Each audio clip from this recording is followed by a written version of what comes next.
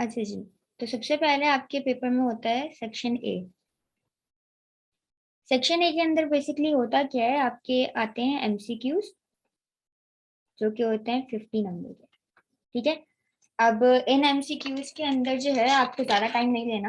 आपने सबसे पहले पेपर टैक्टिक है कि जब आपको जो जो एमसीक्यूज आ रहे होते हैं आप उनको फॉन्ट फॉन्ट टिक करते रहते हैं, जो नहीं आते ना वो आप छोड़ देते हैं, या तो फिर एक काम किया करें कि जो ऑप्शंस होते हैं ना अपनी आंसर शीट के ऊपर पेंसिल से लिख लिया करें उस ब्लैंक के।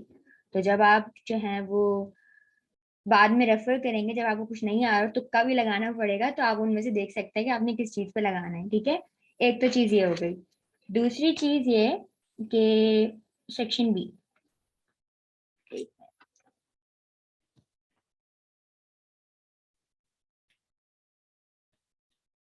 सेक्शन बी के अंदर आपके होते हैं 3 पार्ट्स।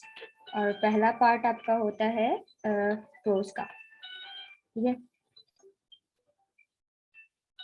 दूसरा पार्ट आपका होता है पोइट्री का। तीसरा पार्ट होता है आपका ड्रामा का।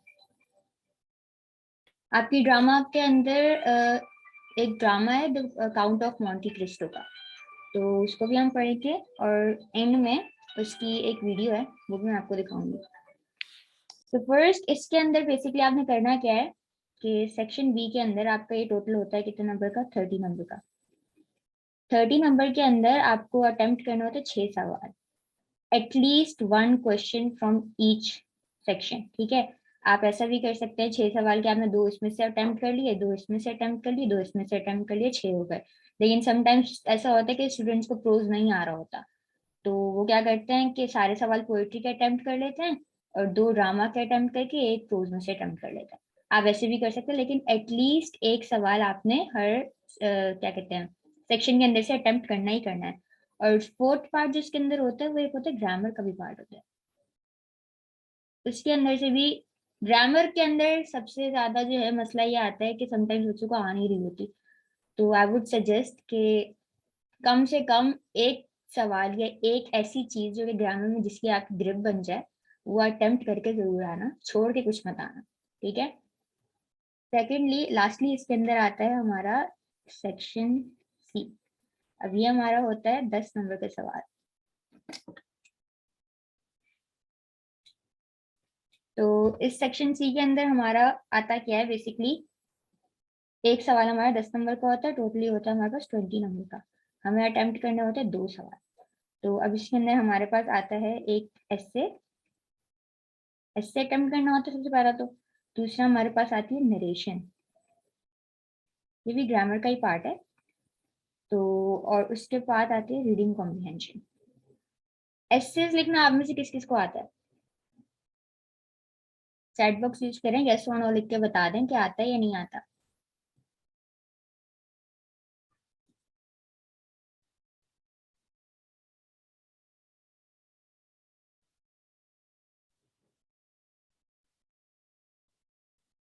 लो।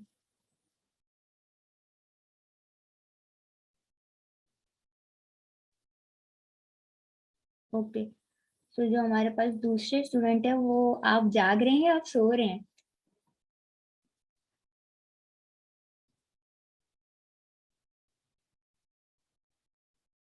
खैर चले आगे बढ़ते हैं। So essays, narration and reading comprehension. Okay okay ठीक है, आप जाग रहे हैं। अच्छा जी। तो ये हो गया आपका पूरा पेपर पैटर्न। ठीक है। और इसके अंदर अभी तक कोई मसला हो तो मुझे बता दें, मैं दोबारा चीज रिपीट कर दूंगी। अगर नहीं है मसला तो जस्ट राइट यस कि नहीं है, ताकि हम आगे बढ़े।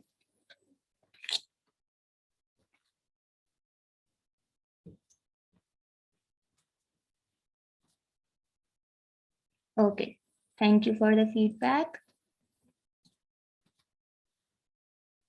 हाँ, एक मिनट, अब हम चलते हैं अपने लेक्चर की तरफ। सबसे पहले पोइट्री से स्टार्ट करेंगे, क्योंकि पोइट्री पढ़ना आसान है as compared to the prose. और ये कि मैं चलते चलते आप लोगों को एक शेड्यूल दे दूंगी कि किस दिन पोइट्री का होगा, कौन सा दिन आपकी प्रोज का होगा, कौन सा आपके ड्रामा का होगा और कौन सा आपकी एक नॉवल भी है उसका होगा। सो नॉवल है ना आप लोगों की प्रिजनर्स ऑफ जेंडा, या वो सेकेंड ईयर में? Please confirm me this.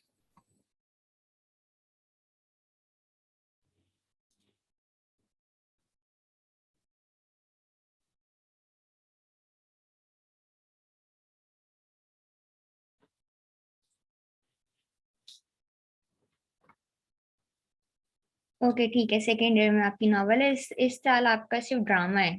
Okay ठीक है। अच्छा जी, तो let's get on to the lecture.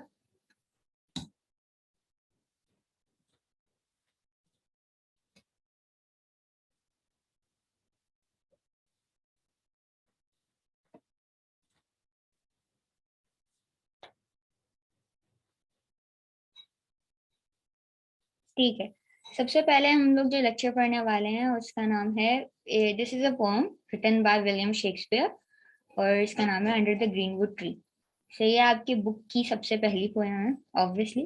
और इसमें स्टार्ट करते हैं कि हम क्या क्या पढ़ने वाले हैं। ठीक है, इसके अंदर सबसे पहले हम देखेंगे ऑथर का इंट्रो, इस पोएम की सेटिंग क्या है, इस पोएम की थीम और समरी क्या है। ठीक है, अब ऑथर्स का इंट्रो हम क्यों पढ़ रहे हैं, ये वाला सवाल आपको इसलिए बताया जा रहा है क्योंकि जब आप समरी लिखेंगे या आप इस पोएम का जब अटेम्प्ट करेंगे पोइट्री में से, तो समटाइम्स आपसे बेसिकली पूछा ये जाता है कि या तो आप मेन आइडिया लिख के दें या तो फिर आप समरी लिख के दें। तो आप क्या करते हो कि जब भी आप वो लिख रहे होते हो, बेसिक मोस्टली स्टूडेंट्स क्या करते हैं, वो सिर्फ समरी लिख कर आ जाते हैं और फिर बाद में आके बोलते हैं कि हमारे नंबर इतने कम क्यों आए हैं। तो वो इस वजह से आते हैं क्योंकि जो चेकर होता है वो ये देख रहा होता है कि आपको ऑथर का इंट्रो पता था या आप सिर्फ रट्टा लगा कर आ गए। सो ऑथर का इंट्रो जानना भी बहुत जरूरी होता है। इवन बेशक आप 2 लाइन्स लिख कर आओ ऑथर के बारे में, लेकिन आप लिख कर आओ, उससे क्या होता है कि इम्पैक्ट अच्छा पड़ता है। जो चेकर होता है ना, वो देख के खुश होता है कि अच्छा बच्चे को लिखना आता है, नंबर ज्यादा मिलते हैं उसके लिए। तो दैट्स वाई हर पोएम के स्टार्ट में हम लोग ऑथर का इंट्रो पढ़ेंगे। और सेटिंग्स कुछ कुछ पोएम्स में है, कुछ में नहीं है, कुछ में थीम भी बताऊंगी मैं, कुछ की थीम्स नहीं है, समरी तो सभी की है। सो आगे बढ़ते हैं। विलियम शेक्सपियर, विलियम शेक्सपियर के बारे में इससे पहले किसी को कुछ पता है?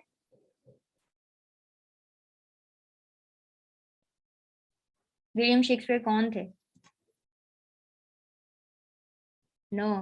अच्छा, स्टूडेंट नंबर 2 आप बताइए। स्लाइड्स में से रीड करके नहीं बताना, आपको बस ऐसे ही बताना है कि आपको क्या उनके बारे में पता था, कि पोएट थे, क्या थे वो।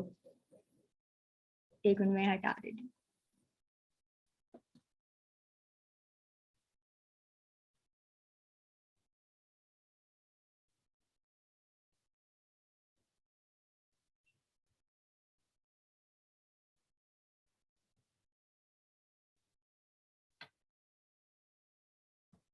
हमारे स्टूडेंट नंबर 2 लगता है सो रहे हैं। खैर, चलिए स्टार्ट करते हैं। William Shakespeare, William Shakespeare is an English poet and play right. Play right क्या होता है? प्ले राइट को हम कहते हैं ड्रामाटिस्ट, मतलब जो ड्रामा निगार होते हैं उनको कहते हैं।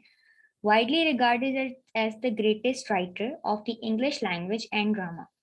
शेक्सपियर जो थे एक पोएट भी थे, ड्रामा निगार भी थे, और इंग्लिश लैंग्वेज के सबसे जाने हुए इंग्लिश राइटर हैं। ठीक है, इन्होंने काफी सारे ड्रामा भी लिखे हैं। और सबसे, मतलब क्या कहना चाहिए, इंटरेस्टिंग बात यह है कि ये ड्रामा प्ले भी करते थे। ये शुरू शुरू में सबसे पहले ड्रामा प्लेस करते थे, एक्टर थे ये बेसिकली। सो अपने जो ये ड्रामास लिखते थे उनके अंदर ही एक्ट भी किया करते थे। तो ये एक चीज हो गई।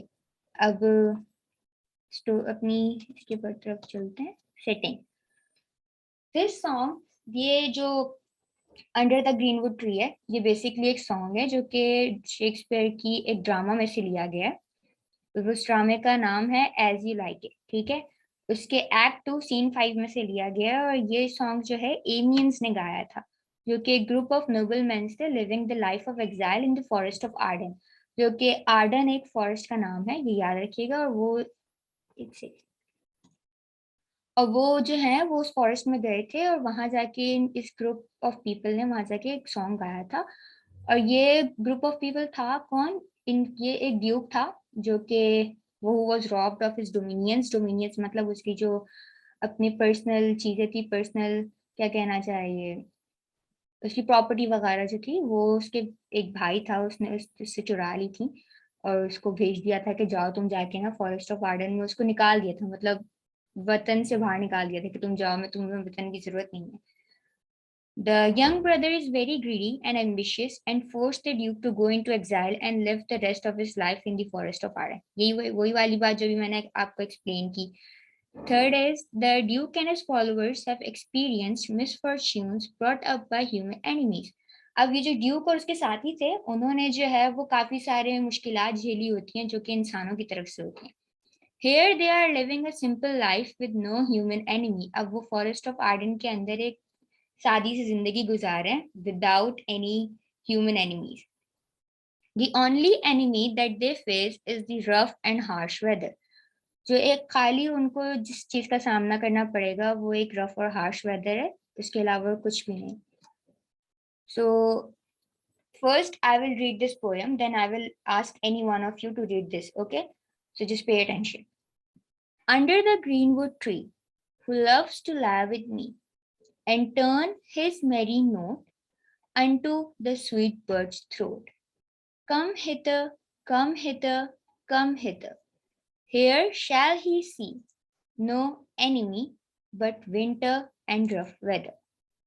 Who doth ambition shun and loves to live I the sun, seeking the food he eats and pleased with what he gets.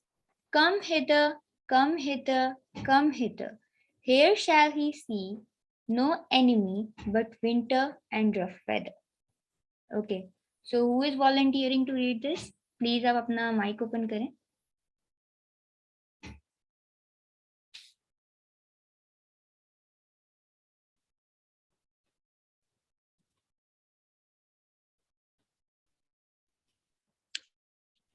Under the greenwood tree, who loves to lie with me and turn his merry note unto the sweet birds.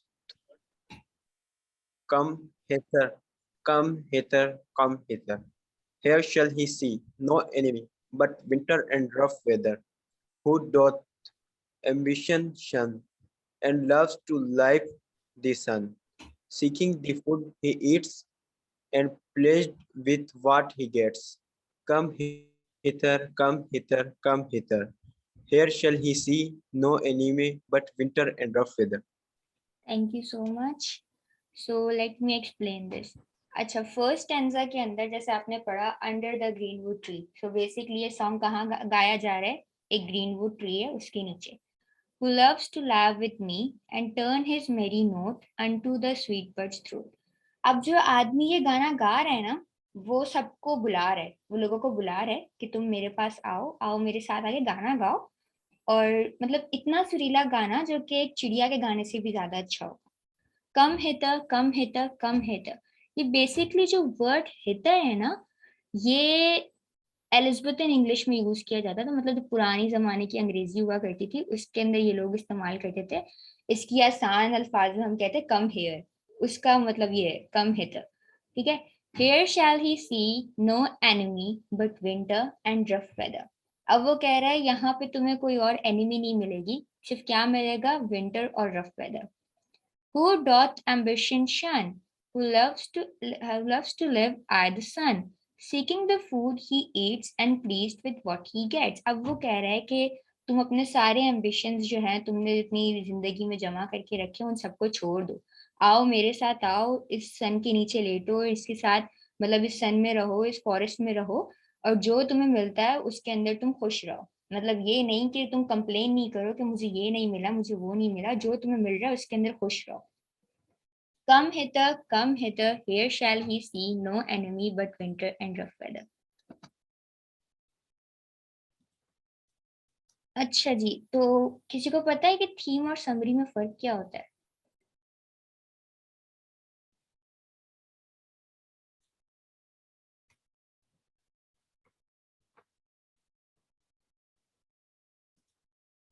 Please use the chat box effectively.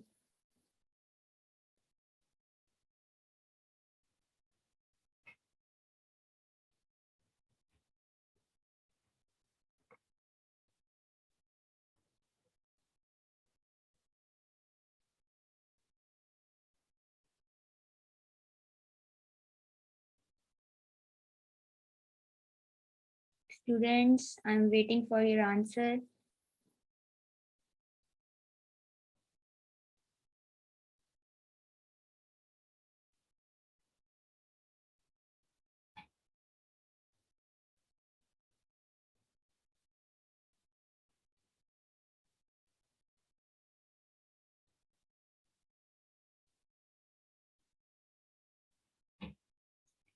हाँ, summary का आपने ठीक बताया उस्मान, लेकिन theme का I am not sure. Theme एक basically element होता है, ठीक है। अब वो एलिमेंट क्या होता है कि जैसे एक पूरी स्टोरी लिखी गई है, उस वो एक चीज पे बेस्ड होगी, एक स्पेसिफिक चीज पे, ठीक है। अब उस स्पेसिफिक चीज के ऊपर वो स्टोरी, पूरी स्टोरी जो है वो बेस्ड हुई होती है, तो वो एक आपकी थीम हो जाती है।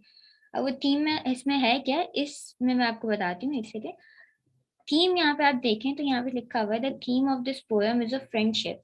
अब फ्रेंडशिप कैसे है, वो ये कि आपने नोटिस किया कि आप देख रहे हैं कि एक आदमी ग्रीनवुड ट्री के अंदर नीचे खड़ा हुआ है, सॉन्ग गा रहा है और सबको बुला रहा है कि आओ मेरे साथ आके गाना गाओ। अब कोई भी ऐसे ही किसी को खड़े होकर तो नहीं बुला रहा होता ना कि आ जाओ मेरे साथ ये करो वो करो, वो आपको इनवाइट कर रहा है, एक फ्रेंडली मतलब इनवाइट दे रहा है कि आप मेरे साथ आओ। तो यहाँ पे भी वही बात लिख रही है, the speaker ask his friends to come sing with him under the tree where they will find happiness.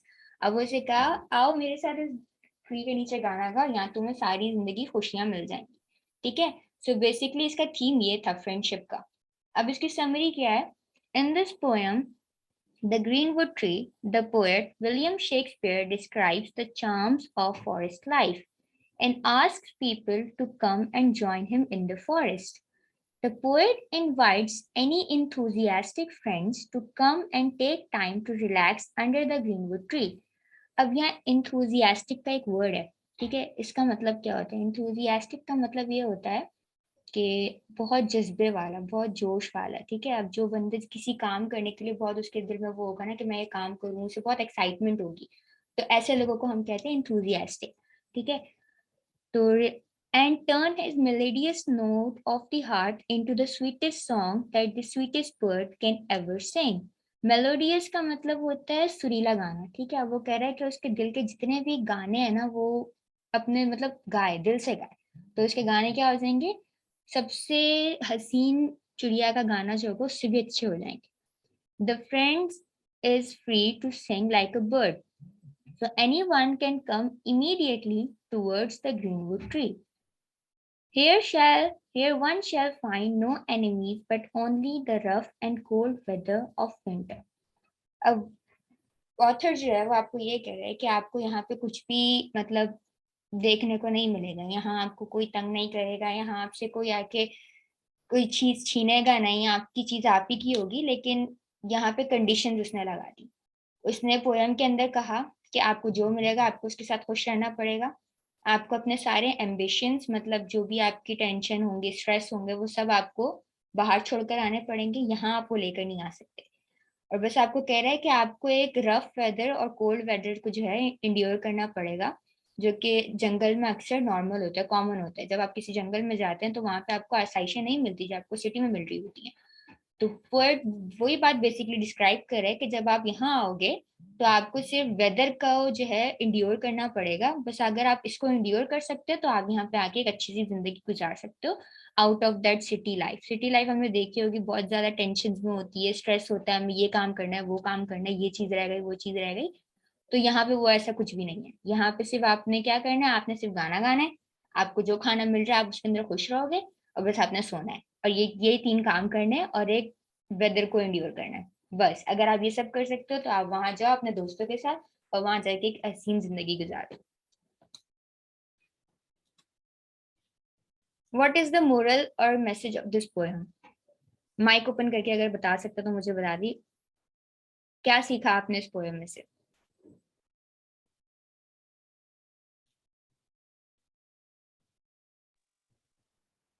Ji ma'am, Urdu में बता दें आपको। जी जी, उर्दू में बता दें। जैसे कि आपने अभी बताया कि अगर हम कोई अपने सारे ये ख्वाब इधर छोड़ के जाने पड़ेंगे जंगल में जाके, सिर्फ हमें हार्श वेदर और विंटर का वेदर अगर हम इसके अंदर स्टेबल कर सकते हैं तो हम उधर जाके रह सकते हैं। बिल्कुल। मैसेज क्या मिला आपको इस पोएम में से, क्या सीखने को मिला? जैसे कि हम जिस हाल में हमें उस हाल में खुश रहना चाहिए। बिल्कुल, exactly.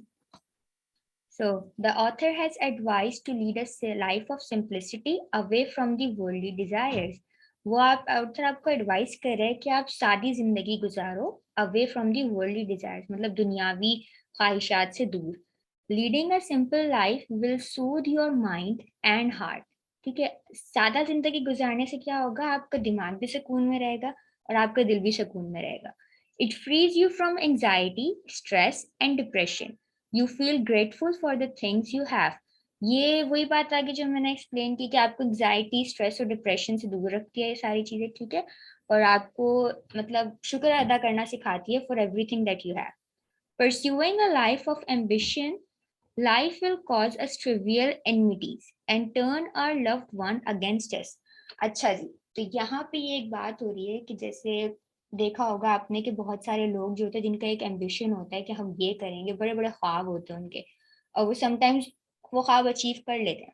उसके बाद क्या होता है कि जब वो ख्वाब अचीव कर लेते हैं और बहुत बड़े आदमी बन जाते हैं या किसी एक अच्छी पोस्ट पे चले जाते हैं, तो उनके घर वाले ही जो उनके करीबी होते हैं वही उनके दुश्मन बन जाते हैं, या उनके जो दोस्त होते हैं वो उनके बारे में जो है वो बुरी बुरे ख्याल रखना स्टार्ट कर देते हैं, उनके बारे में कॉन्स्पिरेंसीज बनाते हैं कि मंसूबे बनाते हैं कि हम इसको कैसे नुकसान पहुंचा सकते हैं. शो नहीं करते लेकिन वो बना रहे होते हैं.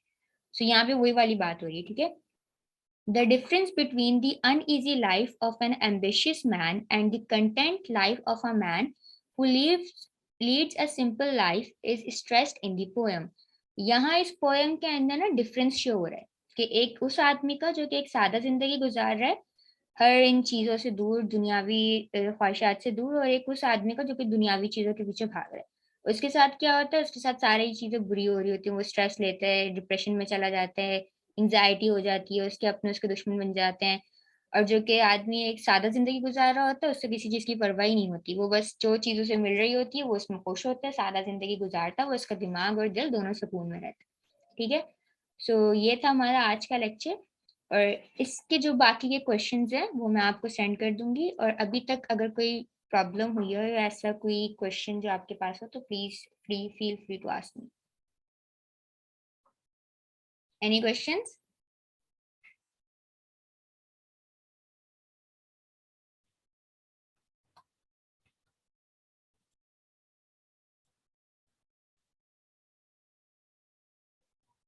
माइक ओपन करके बता सकते हैं अगर आपके पास है या नहीं दोनों.